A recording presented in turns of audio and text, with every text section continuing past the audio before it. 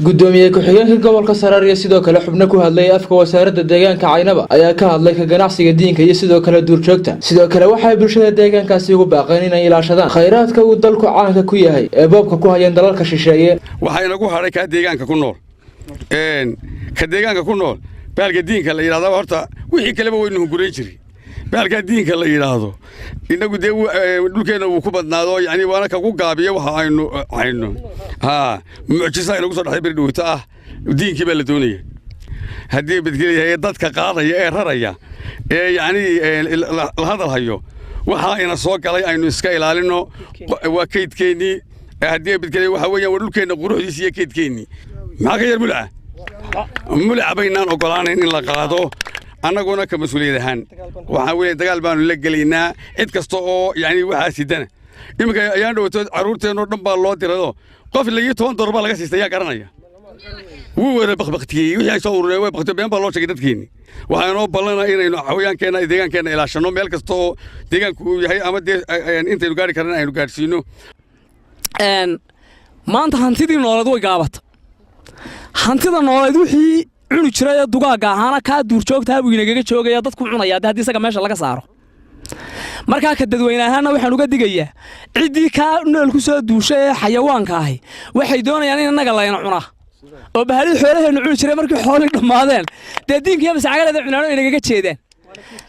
haddii labadii dad inaga iibsado oo koonfur la qabto inaga la cunaya reerka imkalaayada caawa qof baa laga cunaya soo saarma ogolade midda kale magacii diintu xambaarsan waaba diin mucjisana way jirtaa arrinka ilaahay habeenka uu diinka qolofta ku soo roga aayadaha quraanka sheego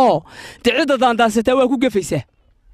oo karan baruur baa markii hore la oran jiray ilaahay buu magan galay cidda imika ku soo duushay hadaynu ku celin weyno inaga laftigeena marka mucjisada inagu soo wareegaysa ma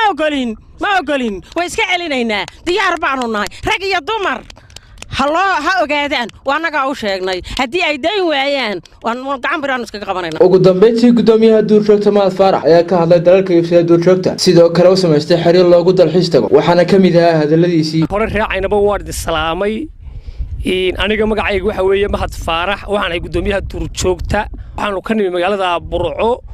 ujeedka safarkaygu walaalayaal waxa weeye maalmihii u dambeeyay waxaanu malqaynay sayladdiinka lagu kala iibsado laga furay magaalada Muqdisho walaalayaal arrintaasi wayna soo gashay habeenadii u dambeeyay waxaad ka malqaysay magaalada Ceergaabo laga hadlaayo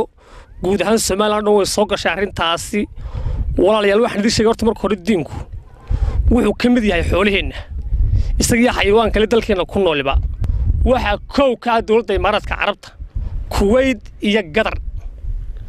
waxa weeye dawladahaasi hore inoo dhaceen duurjoogtii wadankeena ku noolada hore gurteen waxay ku xareysan xiriir ku yaala magaalooyinkooda oo la leeg Burciya Hargeysa inta u dhaxaysan leeg waxa weeye sanad kasta wax ka soo gala malaayiin $. diinkana maanta inay ku daraan bay doonayaan walaalayaal Caynaba dawladaha xayawaankeena ee Carbeed miya wax caawima idin keeneen waxa weeye diinkeena inaynu ilaashano oo aynu maskeena ilaashano oo aynu musaacagaleedana ilaashano sawir kama goona inaynu ku dhimano sawir kama goona waa Cabdiraxmaan Ciise telefishinka caalamiga GTN magaalada Burco.